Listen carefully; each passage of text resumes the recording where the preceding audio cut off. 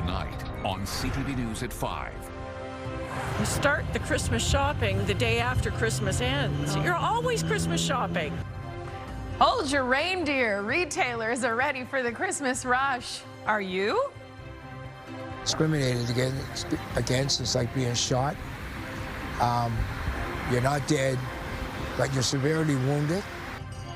New Glasgow steps up. Hundreds gather for the run against racism. It celebrates the new emergency department that will welcome people for many years. Brick by brick, a small-scale installation gives a big picture of the IWK's future. I'm expecting all the Swifties will be out. And she's in her showgirl era. Taylor Swift drops her 12th album, fulfilling every Swiftie's wish list. And a clear sky tonight with a mostly fair first weekend of October ahead.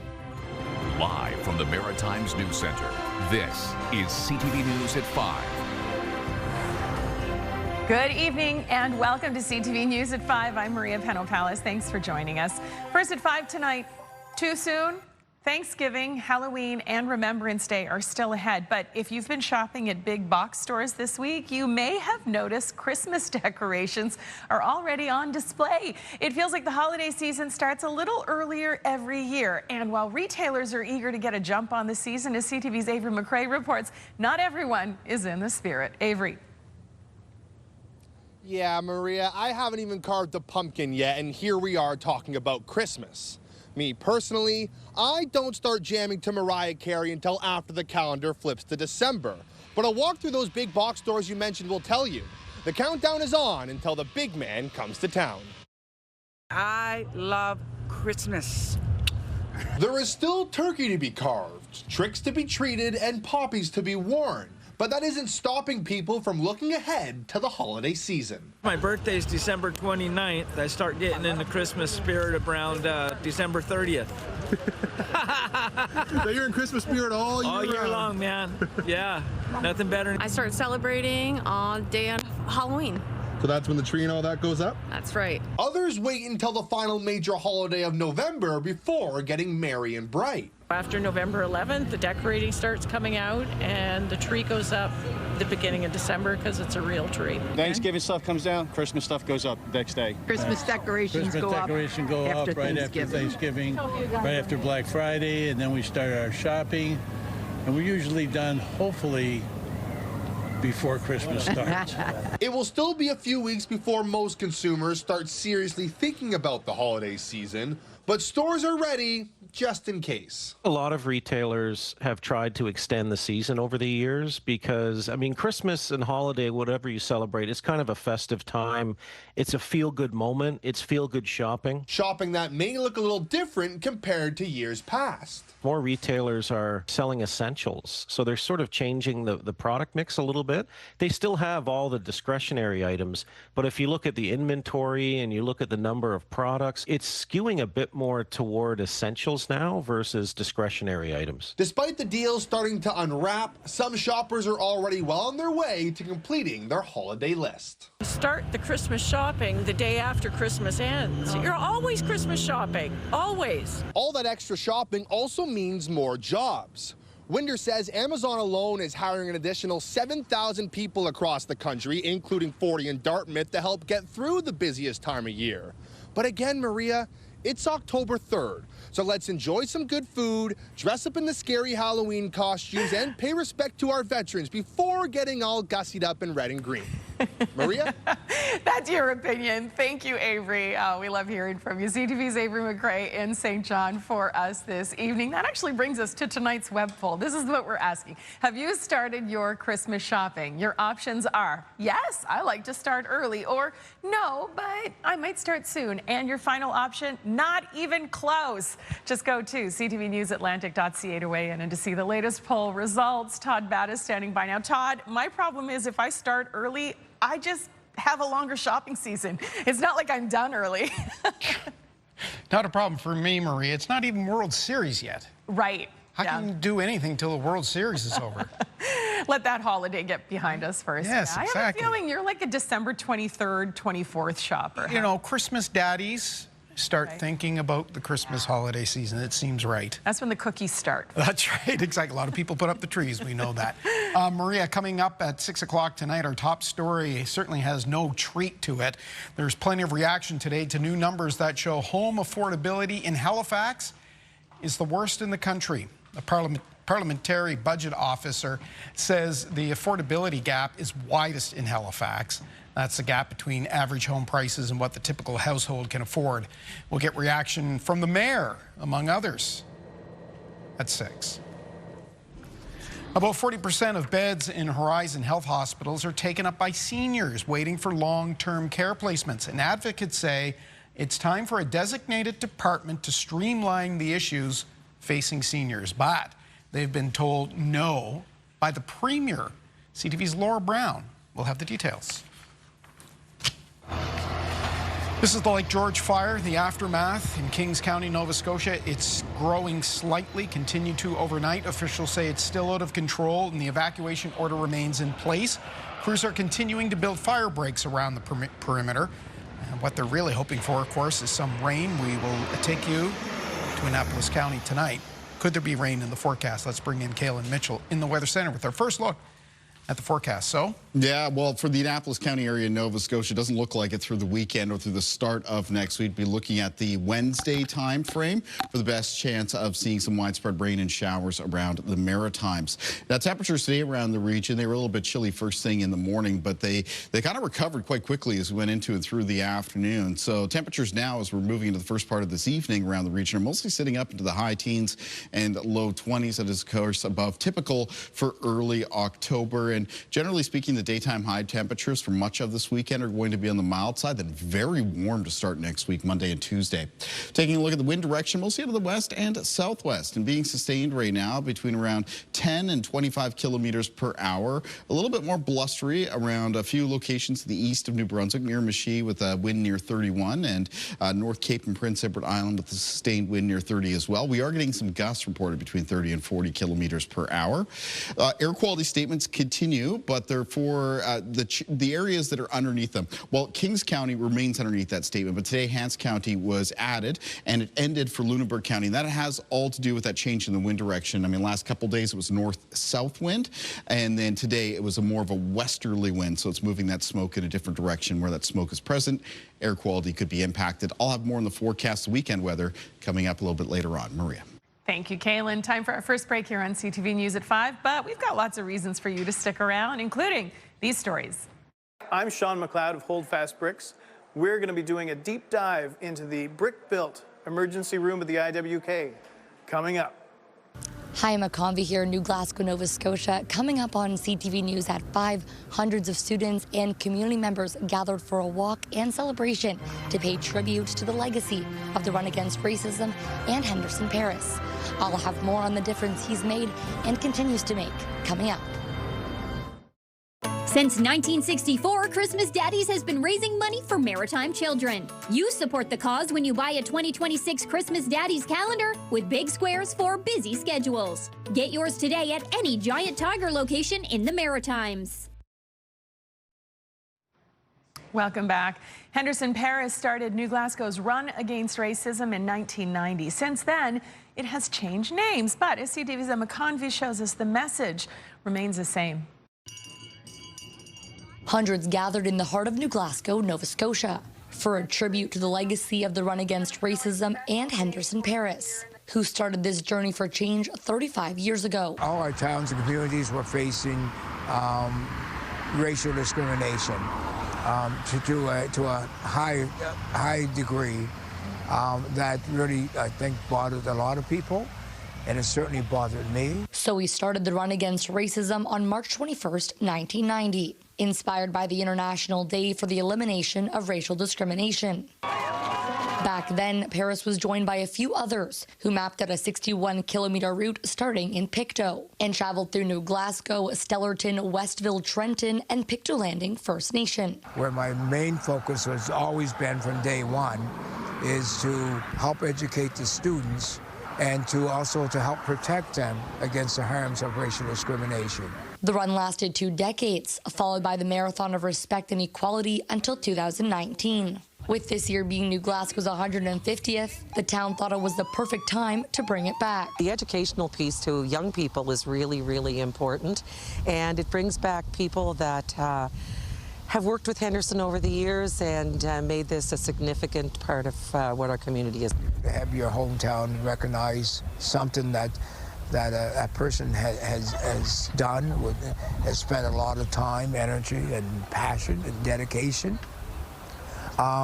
You know, it just means the world to me. Busloads of students and community leaders gathered in support. Henry did a lot for the community, and I commend him what he was doing. I'm an African Nova Scotian, and I don't look it, and I've experienced racism. We're here today to break stigma of the racism. It's a big part of Nova Scotia and New Glasgow. Paris is moved by the tribute and hopes others keep taking steps forward. Emma Convey, CTV News, New Glasgow, Nova Scotia.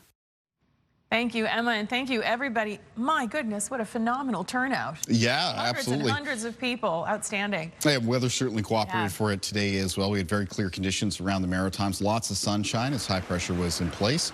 We're looking at a few fall colors here surrounding the Chesapeake River on the eastern shore of Nova Scotia. River levels, they're low. We need rain.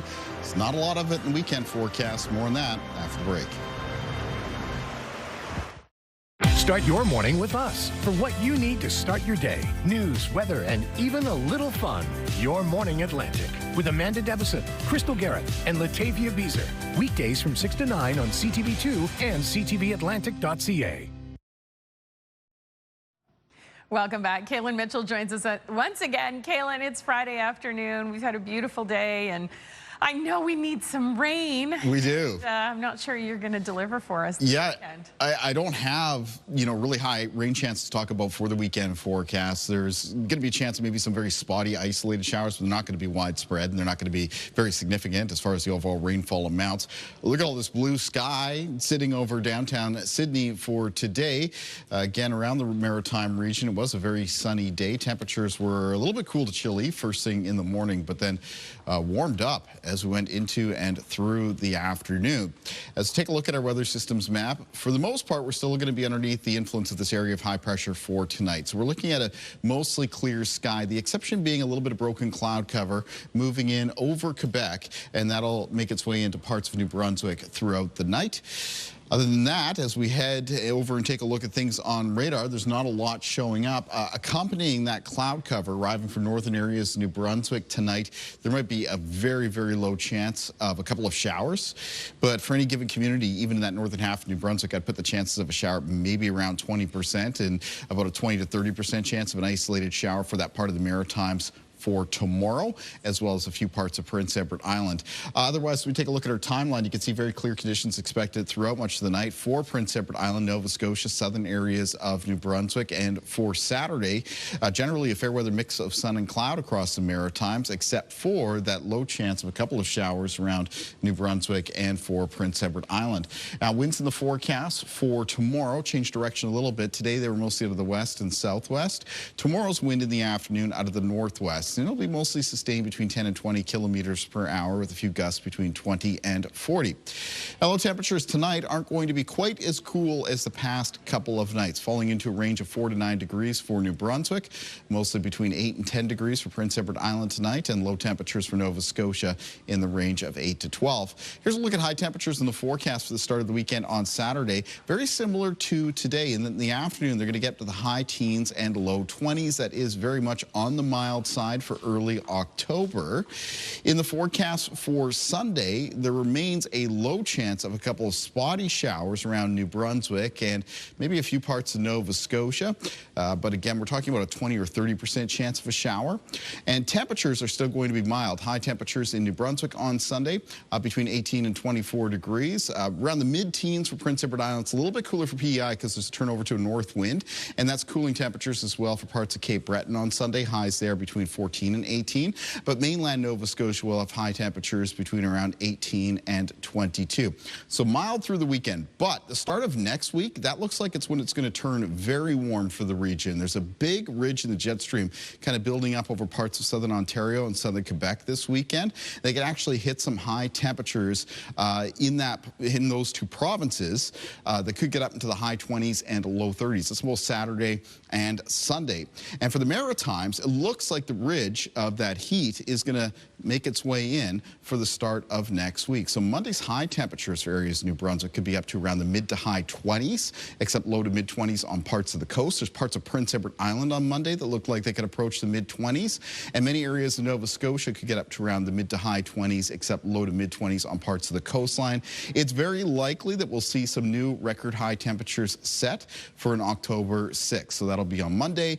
So when I come into the office on Monday throughout the day, I'll be keeping track to see if we set any new record highs. Now, again, we're looking for rain. There's not a lot of it in the weekend forecast. We have those low shower chances.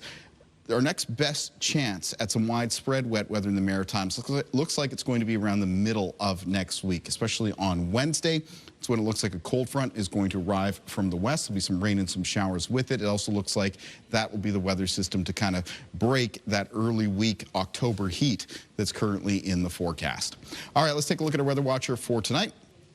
And tonight's weather watcher is coming in from Tommy, and Tommy has sent us a drawing of a thunderstorm, and they love a good rainy day. Need more of those. If you would like to be one of our weather watchers, they can come into CTV Weather Watchers, P.O. Box 1653, Halifax, Nova Scotia, B3J2Z4, or email kaylin.mitchell@bellmedia.ca. Maria. Kaylin, so Lego master Sean McLeod has unveiled another masterpiece. It's on display at the IWK Health Center right now.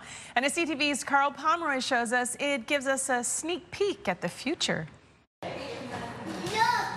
Looking at the brand new Children's Emergency Department, built out of 25,000 bricks. All genuine Lego elements. Took about 400 hours to put together, and it's here unveiled at the IWK. It's going to be something fun to look at for the children who are coming here, just want a little bit of distraction. There's a lot of fun storylines and a lot of cool things to check out. I saw the picture of the kind of prototype that was released to the media a couple of years ago, and that weekend I put together a model immediately and said, this is something that we can do. And over that last 2 years, we have gone from being just a whim, an idea, to coming up with the official design, actually starting assembly about a year ago. And here we get to finally unveil it and have it out of a storage locker and brought to in front of people's eyes, let the kids enjoy it for once. And yeah, it's been really exciting to see it be unveiled. So far I've seen kids are really engaged with the Lego model. I think it's a fun thing for them to get to see. They love to find all the little interesting elements inside the model. There's a bunch of fun little characters, and they can look inside and kind of see what the space will look like in the future, and I think it gives a real interesting element of what the future of healthcare looks like in Nova Scotia. We have a lot of initiatives throughout the health centre like that focuses on the concept of play and making sure that children are able to see and understand what's happening as well. So I think it gives them more context for what's going on, but also children love play. That's how they interact with the world, and this is a fantastic way of getting that engagement.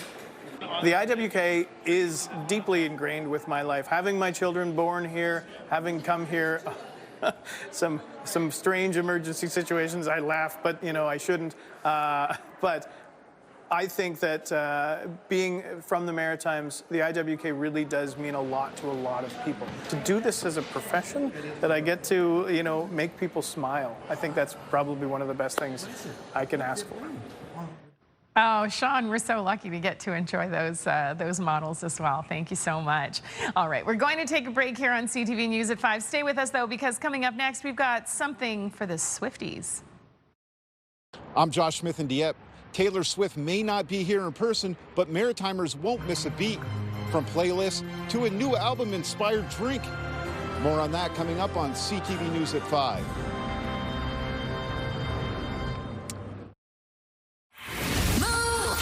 Mornings News with Crash and Sarah Beth. Hey, we'll see you this weekend, Sunday morning at the iconic CIBC right to the Cure. And early next week, we'll have another $20,000 winner with Moves Dream Big. Happy Taylor Swift Day.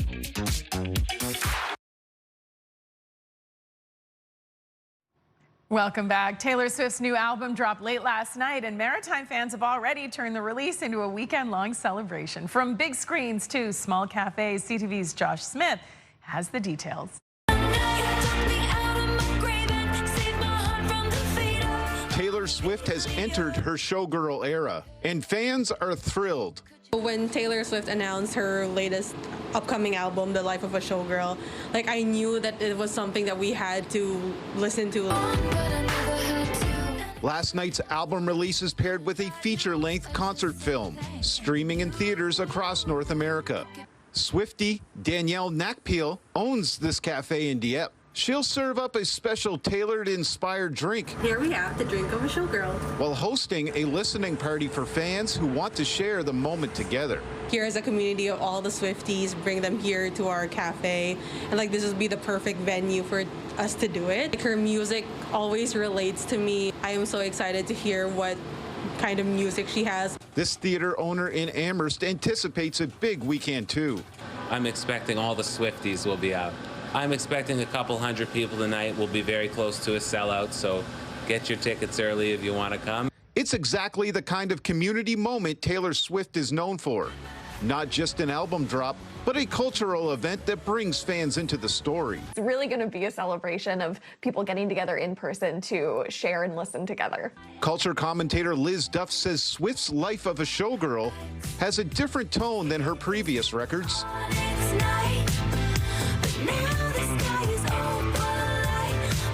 This album is so joy-filled, and it really tells the story of how happy she is in her personal life. So last night for the album drop, we had 31,000 fans from around the world that tuned in over the course of the night to listen to the album for the first time all together. For Swifties, this moment feels like a love story that they've been waiting for. And for local businesses, they're just happy to be a part of the chorus. Josh Smith, CTV News, Dieppe. Thank you, Josh. I see what you did there. Yeah, it was good. And the lyrics. Oh, that's wonderful. Lots of people going to be listening to Taylor Swift this weekend. Lots of people going to be paying attention to the weather, too. Yeah, pretty fair weather October forecast. Boy, temperatures really heat up for the start of next week, and I'm going to be talking more about that at CTV News at 6. Have a great weekend. The national news is next.